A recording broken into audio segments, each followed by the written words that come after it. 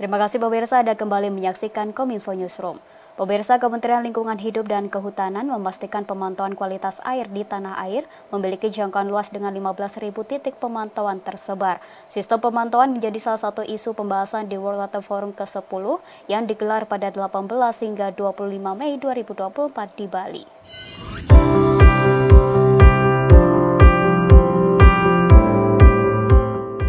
Pemantauan titik kualitas air di seluruh Indonesia dilakukan dengan kolaborasi antara pusat dan daerah. Data pemantauan kualitas lingkungan berasal dari pemerintah daerah dengan data yang telah ditingkatkan dibanding tahun lalu. Untuk provinsi, titik pemantauan ditingkatkan sebesar 2,12% dari tahun 2022. Sementara titik pemantauan kabupaten kota naik 5,37% dari periode tahun sebelumnya. Hasil pemantauan memperlihatkan gambaran kondisi kualitas air di beragam sungai di Indonesia.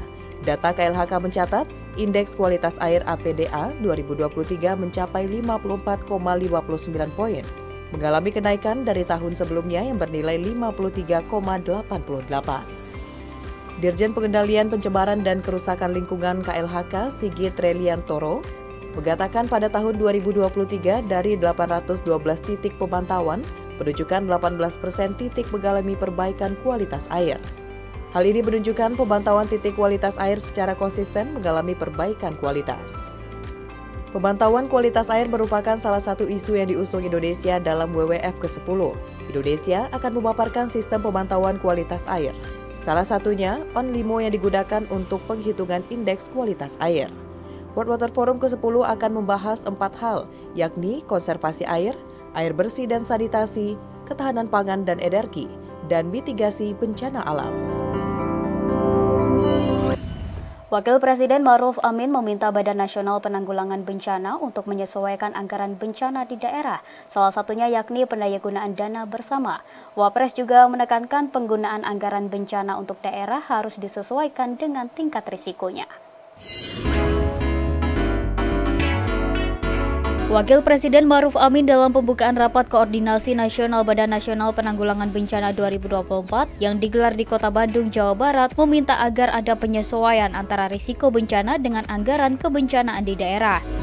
Penyesuaian anggaran antara risiko dengan bencana diperlukan untuk membangun ketangguhan dan kemandirian masyarakat serta mengurangi potensi bencana baru di masa yang akan datang. Wapres mengatakan pembiayaan kegiatan penanggulangan bencana harus disusun secara integratif dan tidak tumpang tindih. Dalam rangka membangun ketangguhan dan kemandirian masyarakat dan mengurangi risiko bencana di masa yang akan datang. Terakhir, susun dan rencanakan pembiayaan kegiatan penanggulangan bencana secara integratif dan tidak tumpang tindih. Saya minta skema pembiayaan penanggulangan bencana dijalankan untuk mengatasi kesenjangan anggaran penanggulangan bencana di daerah. Salah satunya bisa dilakukan melalui pendayagunaan dana bersama penanggulangan bencana untuk daerah yang disesuaikan dengan tingkat risikonya. Selain itu, Wapres juga menekankan pentingnya pengembangan industrialisasi penanggulangan kebencanaan dengan penerapan teknologi dan inovasi. Kedua hal itu berkaitan erat dengan pemantauan bencana, sistem peringatan dini, dan peningkatan kapasitas mitigasi bencana.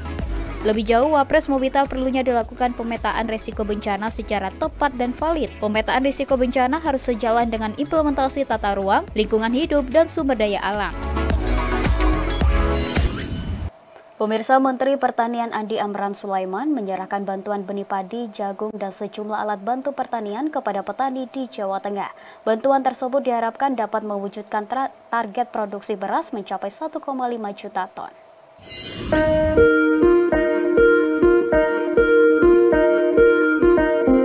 Sebagai upaya meningkatkan produktivitas pertanian melalui program pompanisasi, Menteri Pertanian Andi Amran Sulaiman menyerahkan sejumlah bantuan kepada para petani di 35 kabupaten kota di Jawa Tengah. Bantuan tersebut diantaranya benih jagung hibrida sebanyak 1.099.680 kg dan benih padi inbrida sebanyak 4.625.000 kg.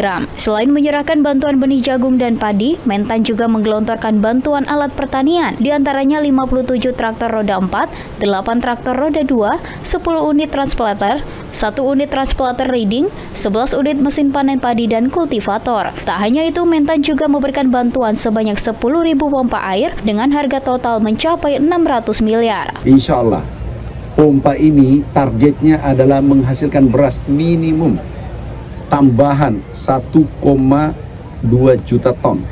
Bisa jadi sampai 1,5. Kalau Jawa Timur, Jawa Tengah, Jawa Barat meningkatkan masing-masing 1,5 juta ton, artinya apa? Impor yang kita lakukan kurang lebih 3-4 juta ton selesai. Bantuan tersebut didistribusikan sesuai dengan kebutuhan masing-masing di setiap wilayah. Hal ini menjadi upaya pemerintah melalui Kementan RI dalam mewujudkan target produksi beras sebesar 1,2 hingga 1,5 juta ton yang diharapkan dapat memenuhi kebutuhan beras nasional. Kita beralih ke informasi lainnya, pemirsa. Presiden Joko Widodo menyebutkan saat ini Indonesia masih dalam kondisi kekurangan dokter spesialis. Oleh karena itu, pemerintah saat ini akan mengejar target pemenuhan dokter spesialis di Indonesia.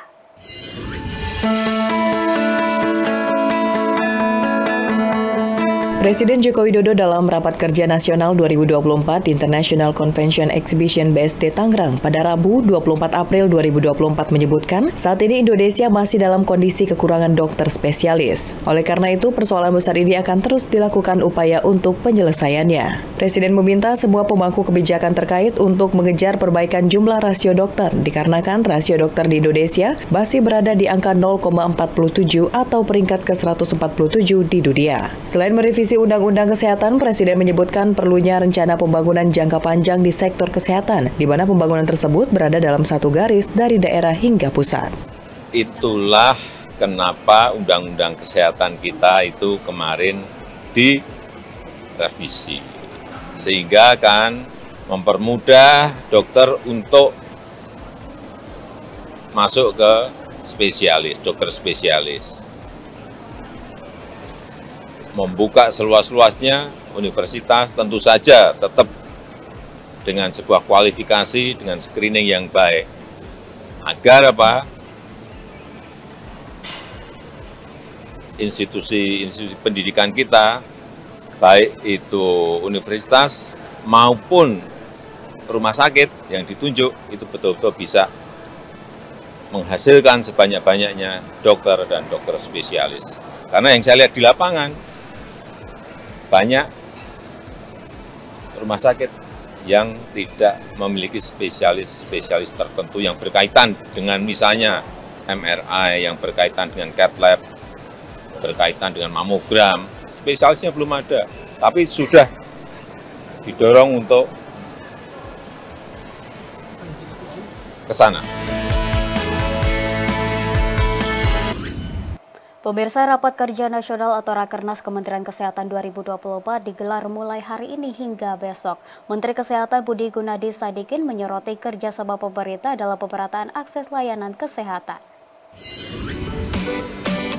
Kementerian Kesehatan menggelar Rapat Kerja Nasional atau Rakernas 2024 di International Convention Exhibition BSD Tangerang pada hari ini hingga besok. Transformasi kesehatan melesat menuju Indonesia Emas menjadi tema yang diangkat dalam Rakernas tahun ini. Rakernas Kementerian Kesehatan 2024 berfokus pada penyelarasan pemerintah dalam penyusunan rencana induk bidang kesehatan sebagai dasar acuan pemerintah pusat dan daerah dalam merencanakan, menganggarkan, dan implementasi program kesehatan di daerah. Rakernas turut menguatkan strategi kesehatan pada upaya pencegahan masyarakat sakit melalui program promotif dan preventif. Selain itu, isu pemerataan akses pelayanan kesehatan di daerah juga akan dipercepat agar masyarakat mendapat pelayanan kesehatan yang layak dan memadai. Untuk bisa menjaga tetap sehat, kita harus ada keselarasan, harus ada alignment antara pemerintah pusat dan pemerintah daerah. Mungkin teman-teman nggak tahu, tapi saya udah lihat. Bappenas itu kasih RPJMN targetnya apa. Itu yang masuk RPJMD kabupaten kota, ada yang nggak ada gitu. Jadi itu nggak selaras, misalnya tuberkulosis mesti turun sekian. Di targetnya kabupaten kota nggak ada. Itu sebabnya kita ajak Bapeda. Pemirsa, kami akan kembali dengan dialog mengenai pentingnya pembangunan infrastruktur kesehatan sesaat lagi.